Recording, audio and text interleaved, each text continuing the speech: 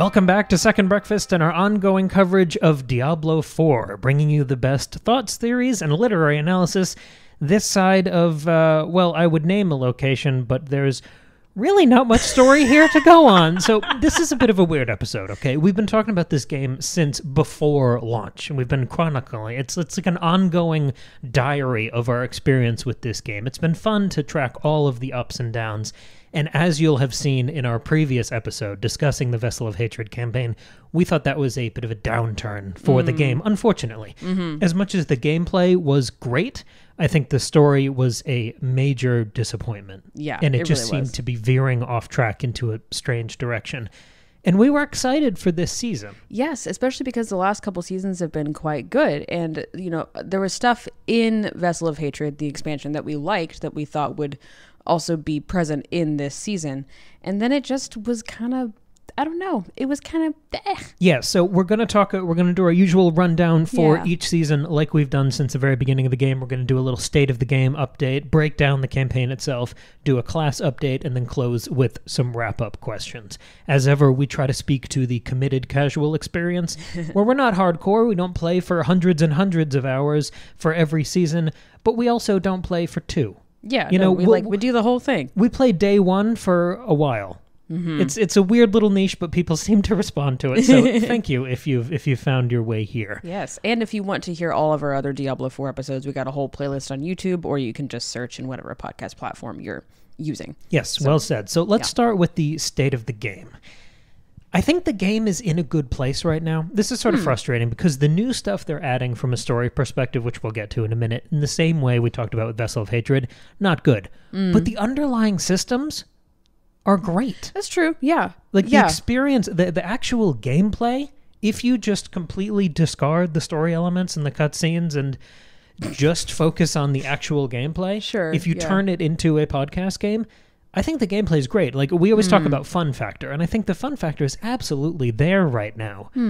But it's hard to not feel like it's a step down when last season was so good. Right, the last I think two that's what seasons were so good. But the experience of Season 6 does benefit from the systems level overhauls that we've gotten constantly. No, that's true. Yeah, I think what maybe is tough about this season is that not a whole lot has changed. Apart from the leveling, which I'm sure we'll talk about. Although, did we talk about that in our expansion episode? We did, but you can talk about it here. Well, no, that's the biggest change, is making your max level 60 instead of 100. And that's been an interesting shift, and I actually do really like that. But otherwise, that's kind of the biggest change. Everything else is just grandfathered in from past seasons. And so it normally, like the trend has been you boot up the new season of Diablo IV, there's some new big system to encounter, there's some new thing to play around with.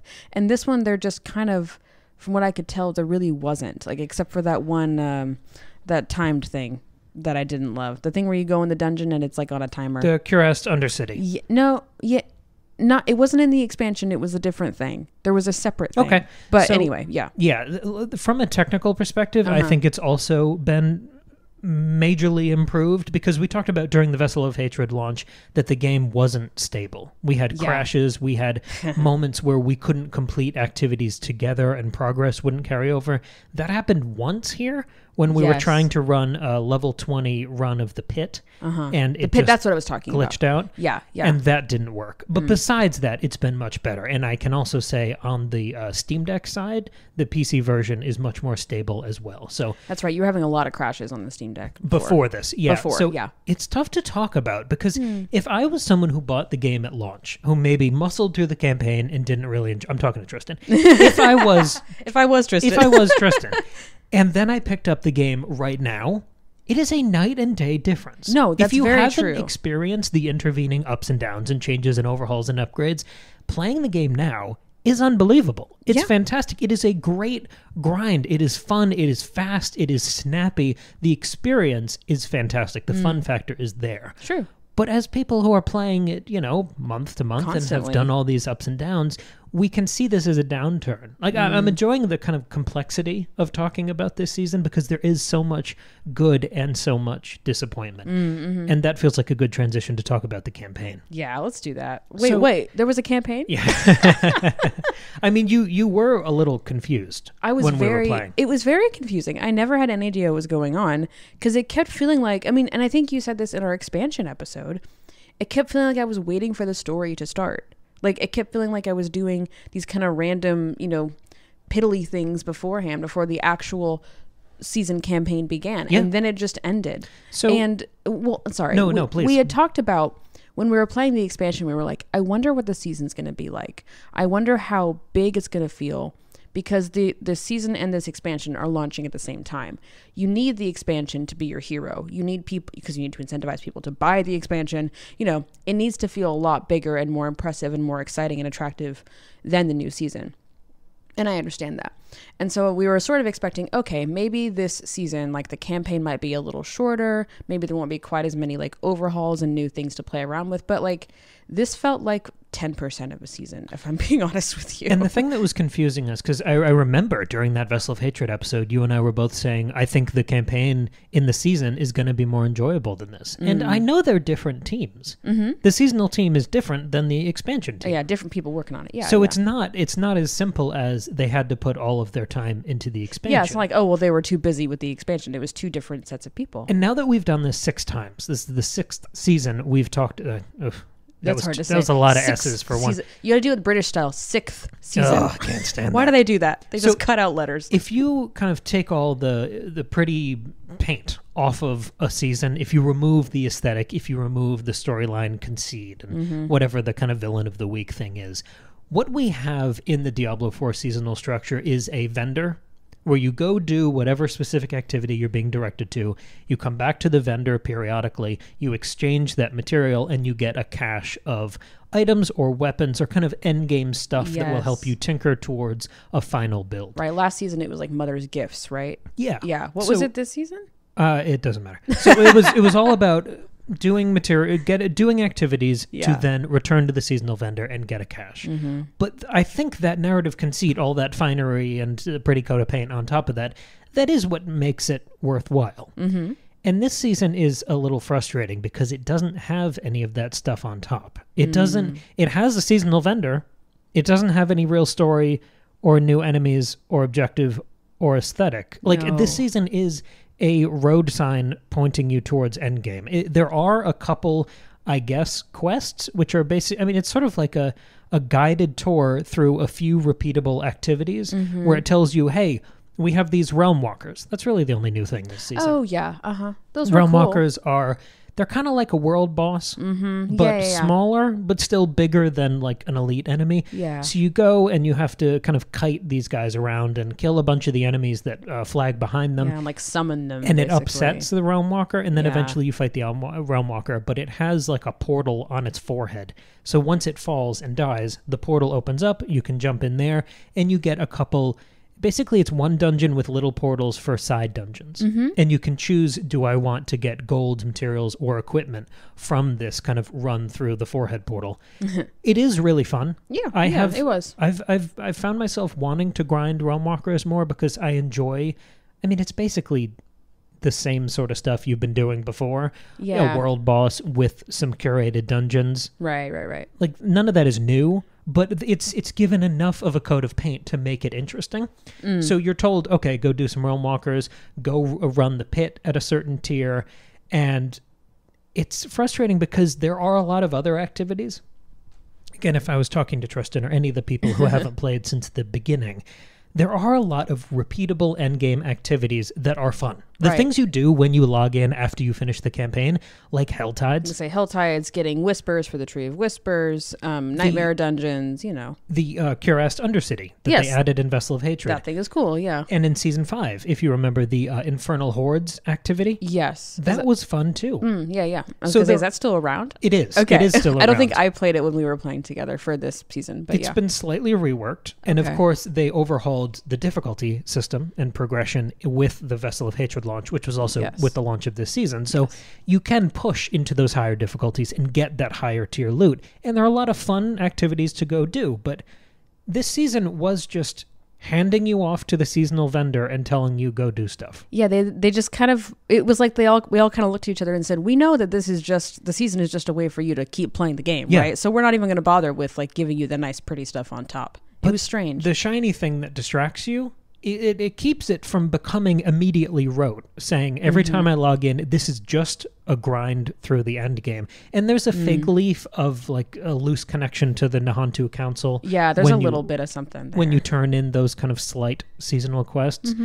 But after like maybe 2 sessions, maybe an hour or 2, we were done with the quests, which are the things that keep us going. Yes. And this is kind of where we hit a fork in the road. Because this season could be a couple hours and you're done, or it could be a million hours. It's completely up to you and how much you enjoy the current flow of the system and the endgame activity offerings. Sure, but it doesn't feel very true to the other seasons that we've had. I mean, every season you can like finish the campaign and then keep playing endgame for forever. But this one just felt so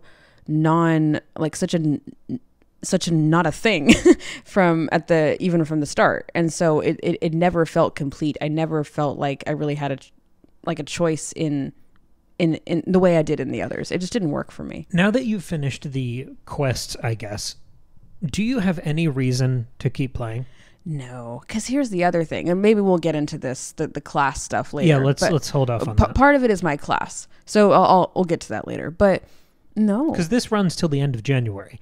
With these activities being fun, do you have any reason to... Because, like, if you look at the carrot on the stick, the seasonal vendor still does have other levels for us to get to, other caches and upgrade materials and gear and stuff to get. So there are still things to chase. Yeah. Do you feel driven, or are you looking forward to playing this until February? Well, I was going to say, that seems like a long time. I feel like the last season only lasted like 2 or 3 months. And if this one launches in October and it goes, I guess, yeah, that's about 3 months. But that feels like such a long time for this season to go, for it to be such a small season, like such a, what's the opposite of dense season? Like there's not sparse. Thank you. Like there's not a lot going on. I mean, and there's the expansion too, but the expansion is separate from the seasons. So I don't think so. I mean, I guess there's a possibility I might just start a brand new seasonal character in a totally different class and then play around with it and see like how that goes. But I don't know. I don't feel super excited about it.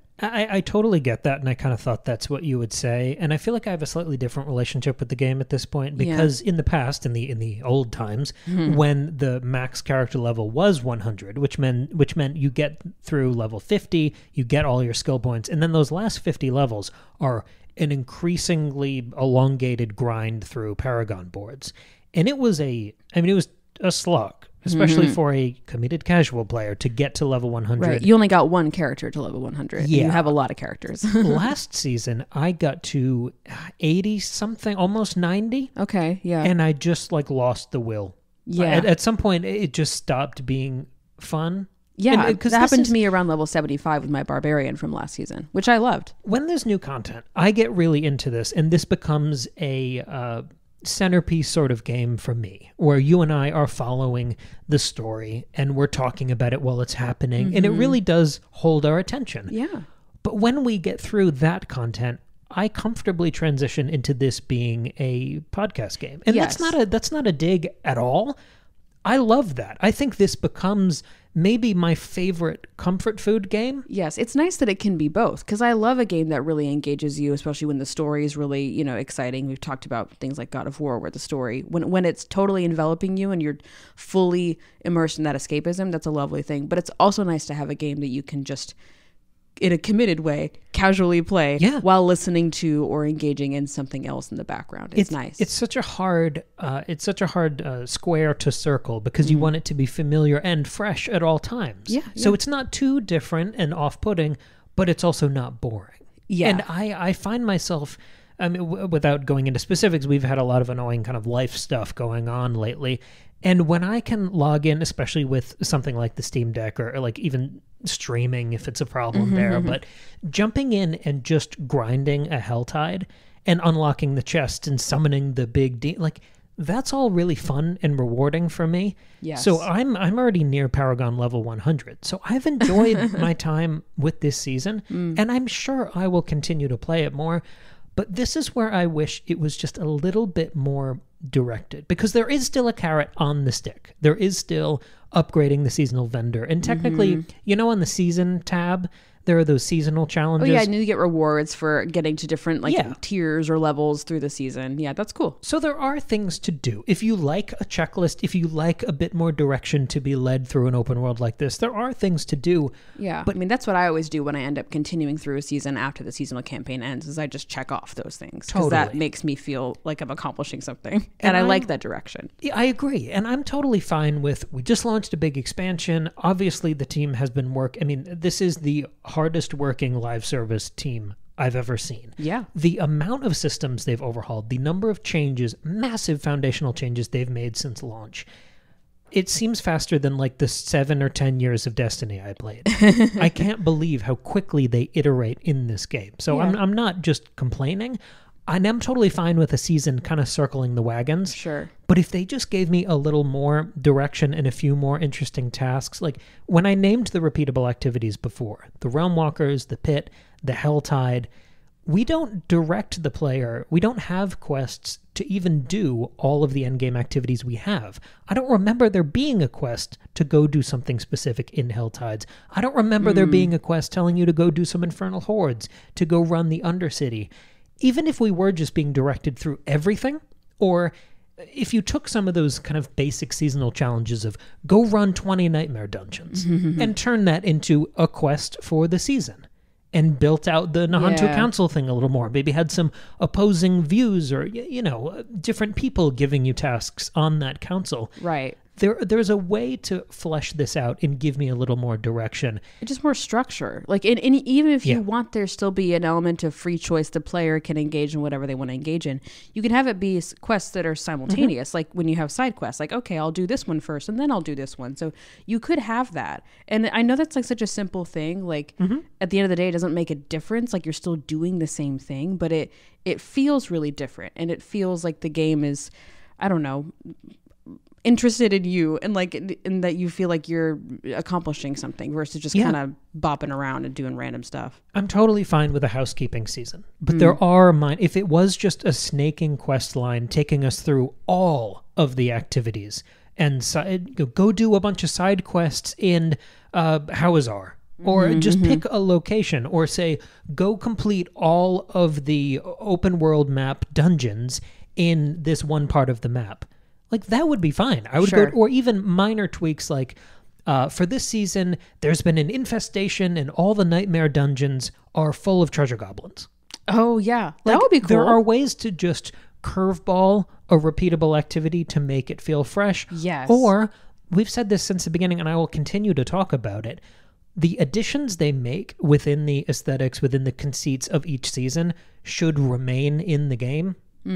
There should be, say this is a housekeeping season. Okay, then take the vampire theme of season 2, bring it back and make the Helltides weird.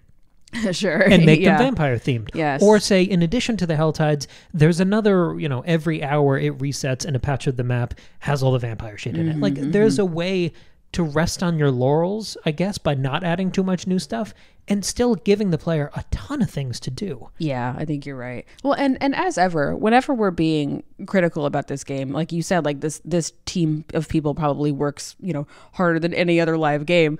Like, the standards are so high. They have made the standards so high. They've set a really high standard. We love this game and have loved this franchise for a really, really long time.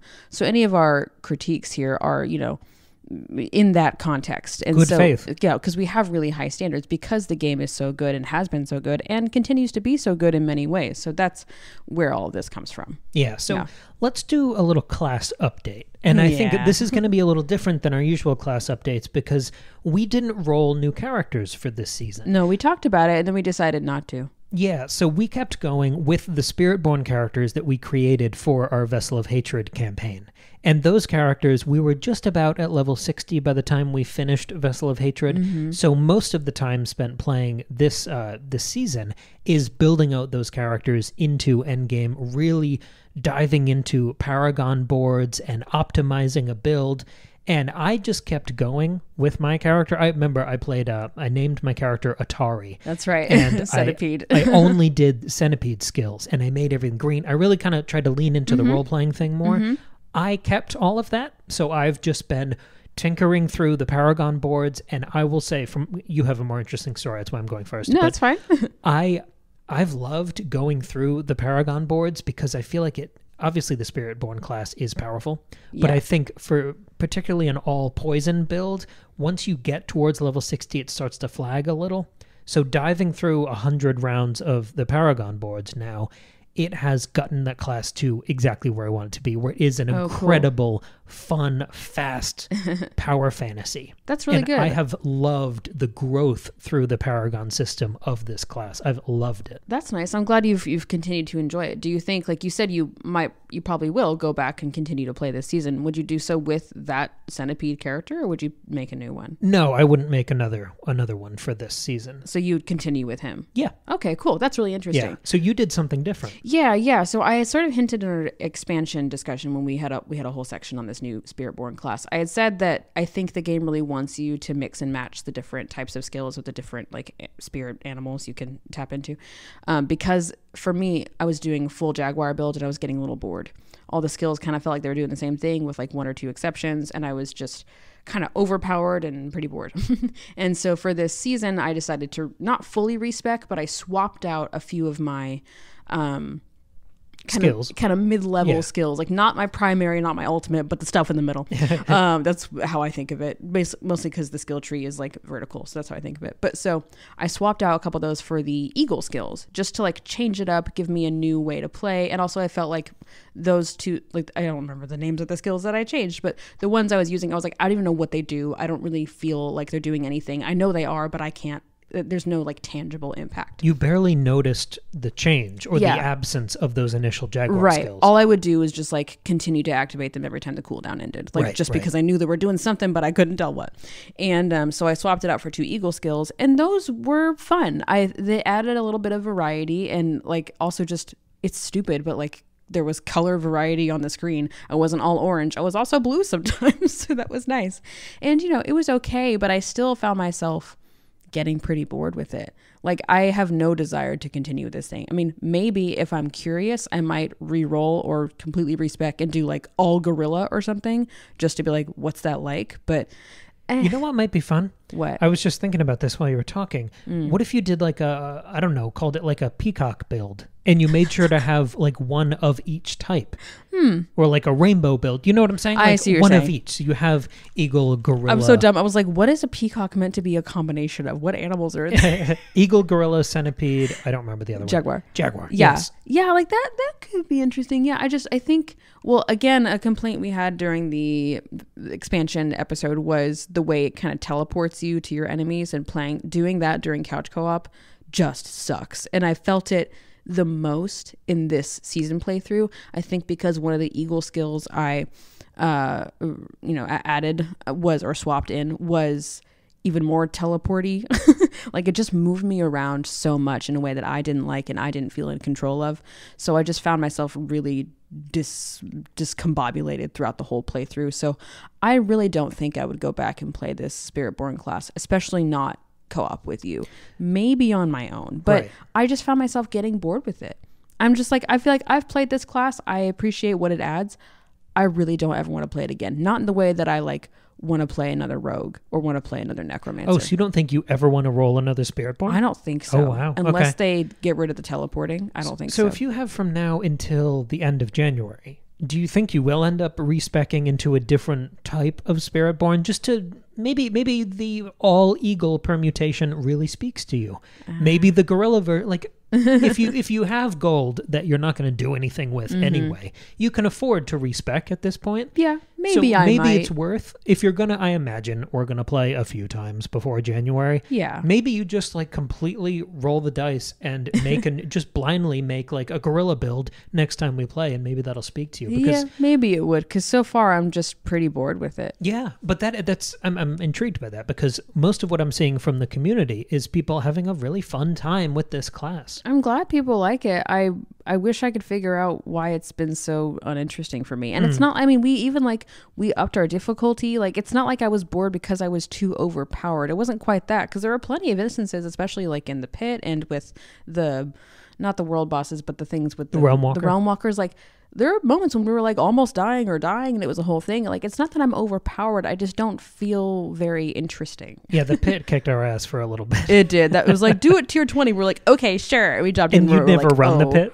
Yeah, like never once. We're like, yeah, let's just see what happens. We immediately died. So then we like brought the difficulty down and then made it work. Anyway, it's fine. But yeah, so it's not just that it's overpowered. It's not like a balancing issue. It's more just like I don't like this class very much. I don't find it very interesting to do all of the skills together. I don't feel locked in the way that I've felt locked in with other classes in the past. I totally understand, and I think I have kind of a similar story here. I was going to say, you've got a whole other thing that you got to get into. Yeah, so I couldn't tell where I was going to put this, if it was going to be its own episode or something, but I think it slots in really nicely here, because this is about the experience within Season 6, Season of Hatred Rising. I rolled a new character. So obviously when we were playing together, I was rolling through the Spiritborn from Vessel of Hatred, but I ran a new character because I haven't played the Druid since Season 1. And Season 1, by the way we played the campaign, by the time I got to rolling a seasonal character, there wasn't that much time left in the season. Yeah, that was because it took us a long time to get through the campaign, because we did act by act coverage, and we just took our time. Yeah, and it was fun. I think I did a quickie solo episode about Season 1. Oh, that, yeah. I didn't even play the first season. Right. I was like Diablo'd out by then, so I didn't even play it. Sure, and I really, really did not enjoy the Druid experience back then. I remember. So I just had the itch, and I wanted to try something new. So continuing with the trend of what I did during the Vessel of Hatred campaign with my Spiritborn, I really tried to roleplay. I really tried to, instead of just naming it like a stupid, silly name and not caring about the look, really, I tried to create a character here and really approach the Druid fresh without any of the biases.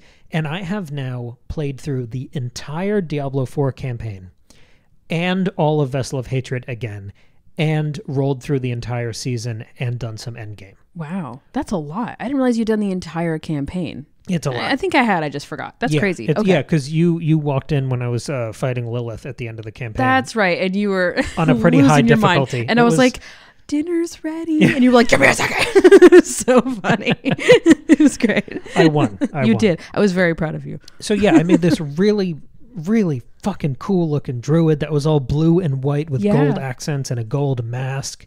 And I ran through all 7 acts of the campaign.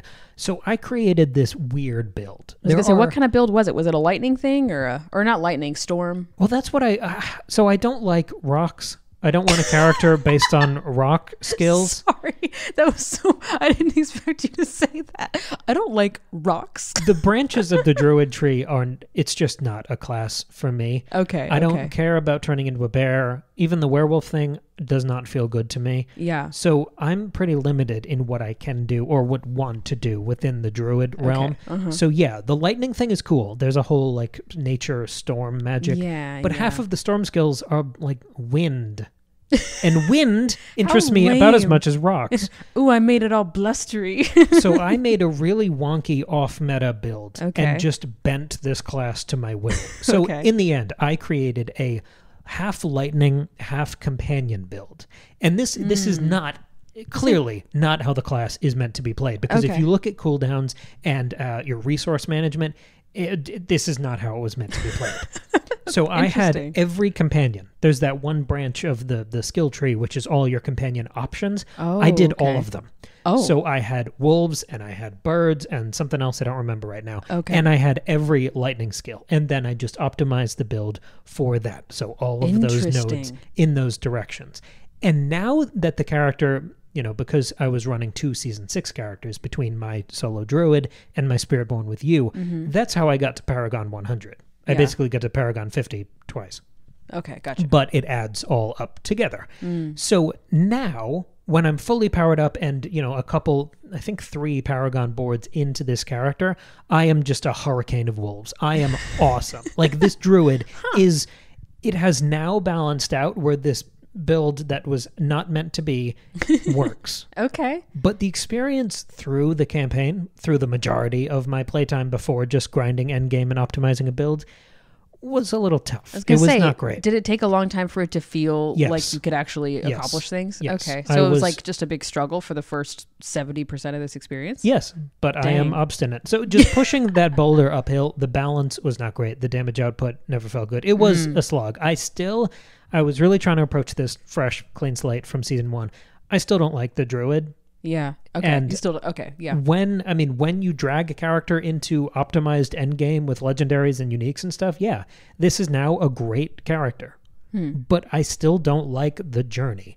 And the thing about the rogue or the necromancer, or for the most part, the Spiritborn or sorcerer, is that I enjoy that journey. And from the first 10 minutes you're playing, especially a rogue or necro, I think it's fun. Yes, it is. But I would put the druid above barbarian, but still in that absolute fucking dumpster tier for me. I'm surprised you stuck with it. Like, what kept you going with it? Stubbornness. Okay. Well, actually, once I realized this was clearly not how the character is supposed to be built, that sort of it was like a fun challenge. You're like, ooh, can I make this work? And you eventually did. It also just felt like I was jumping difficulties.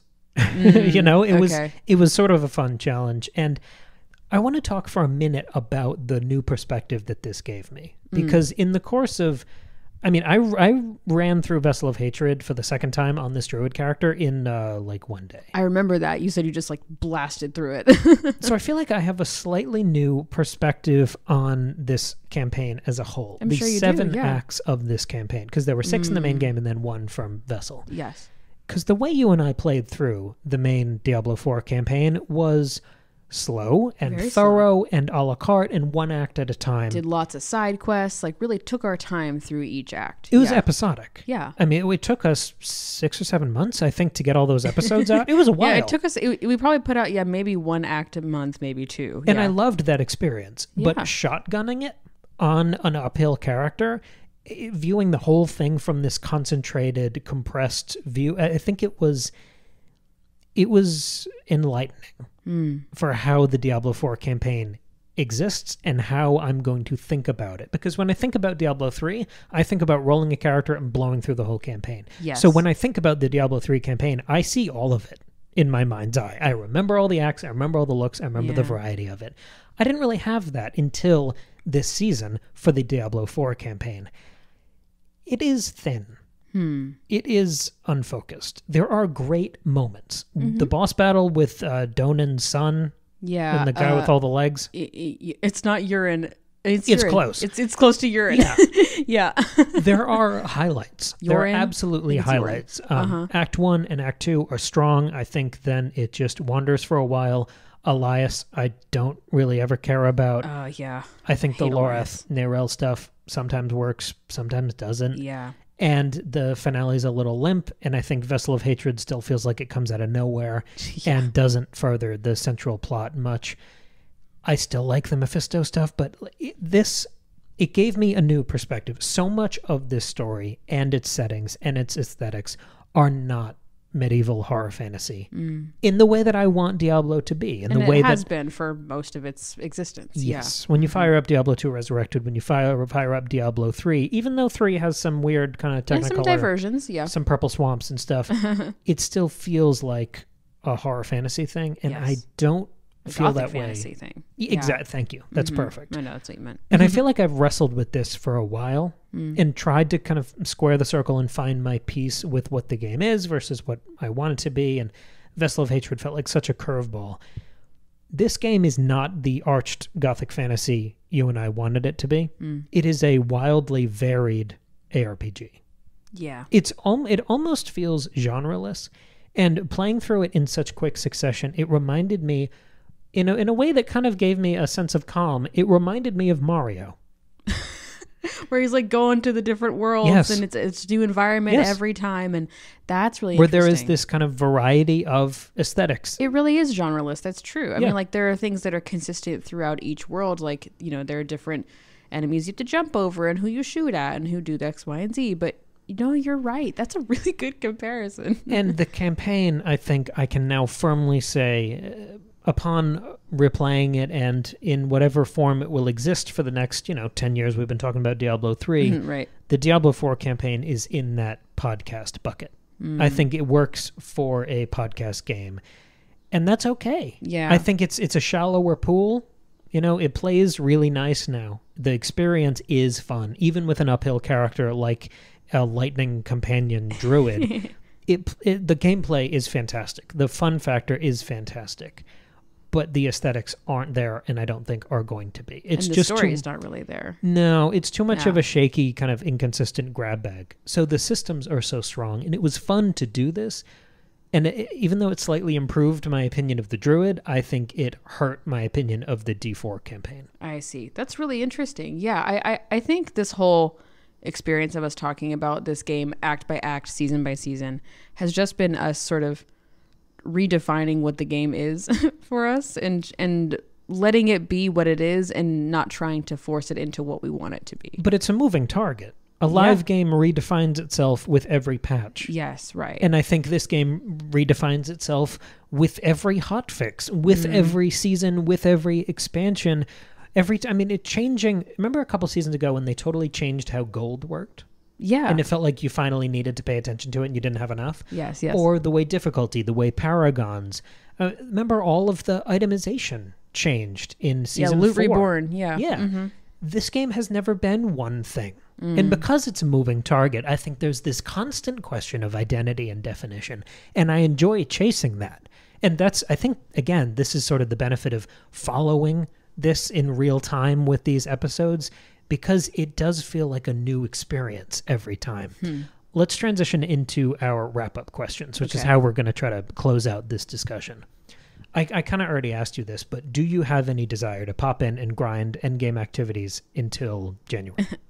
Right now, no, I really don't. Okay. I think maybe in about a month when like holidays really kick in and I'm just starting to want to just do cozy fun stuff at home, I probably might just like pop in and do a rogue or something. I'm not going to continue with my Spiritborn. I just know I won't. Okay. I know myself. I could say, maybe. No, I won't. I know I won't. So I'll do like a rogue or a necro or something and maybe pop in and futz around, maybe try to... I've never maxed out a character in Diablo 4. I've never gotten like to the full, 100, but now 60 level. Like I've never done that. So maybe I'll try that. Well, you have with Spiritborn, but yeah.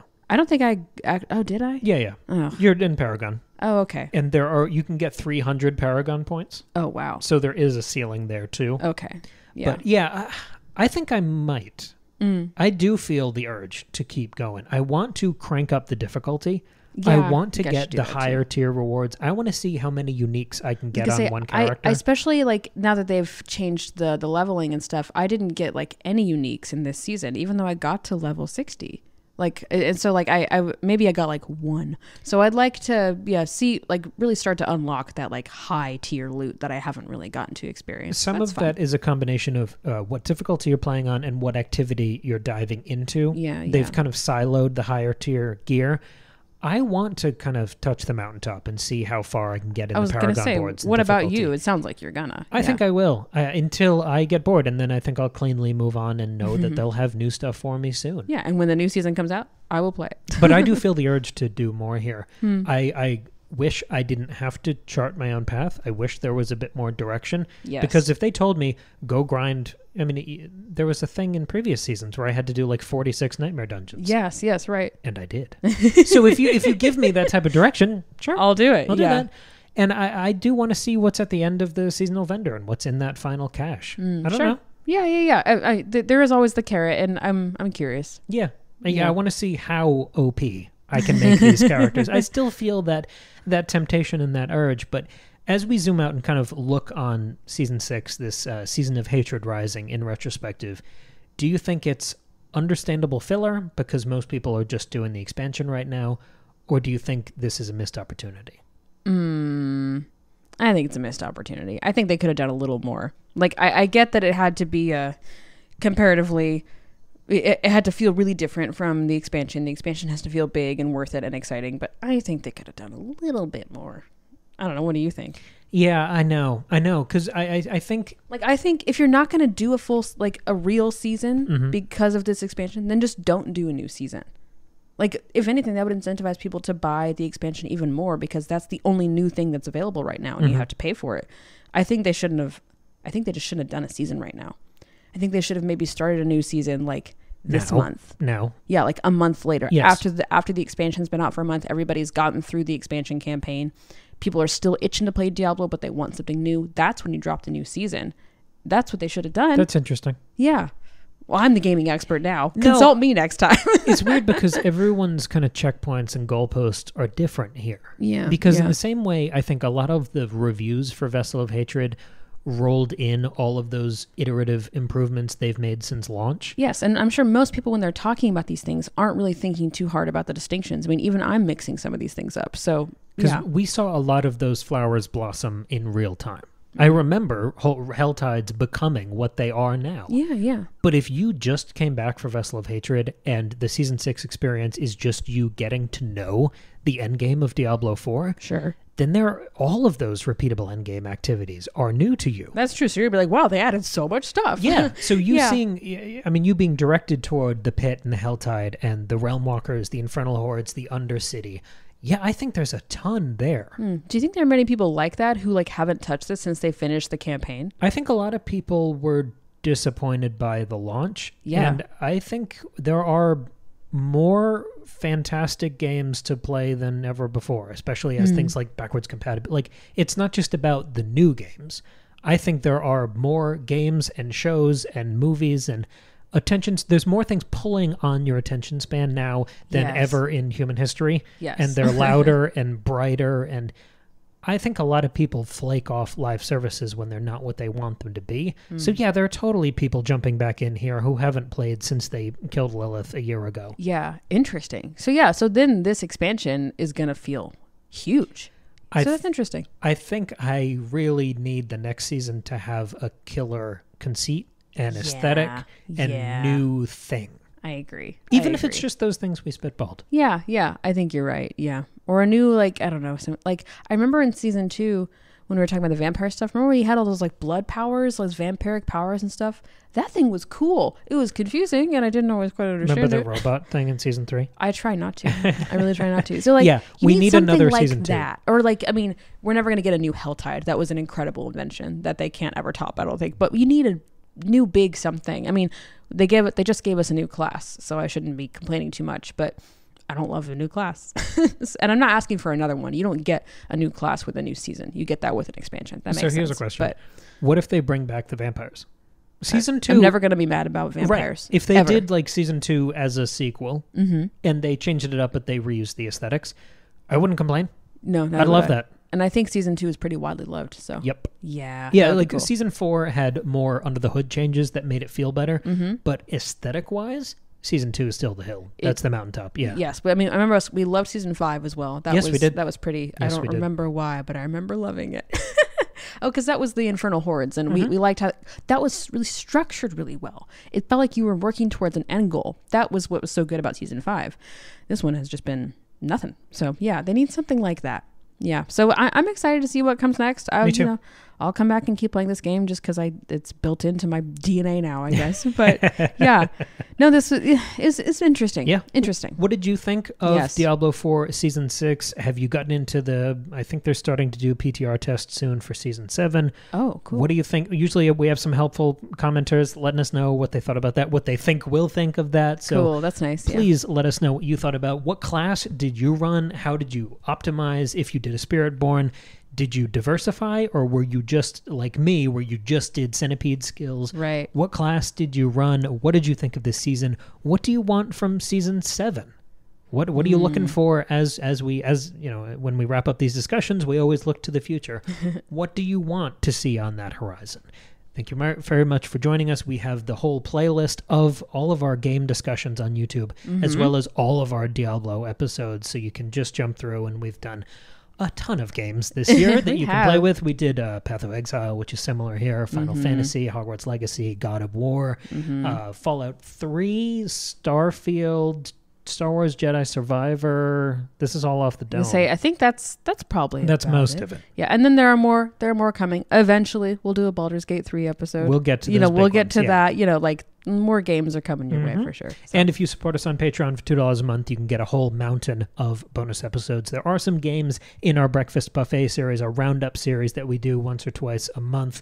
The most recent one we did was about really audacious, risky, big swing movies. We talked about the Joker sequel, Folie à Deux, Megalopolis, and Ali Abbasi's The Apprentice, which were all messy, huge films that were just really, really fun and rewarding to break down in conversation and kind of make sense of together. Definitely. So that's all over on the Patreon. Thank you very much for joining us, and we'll be back here in just a few days with another brand new episode.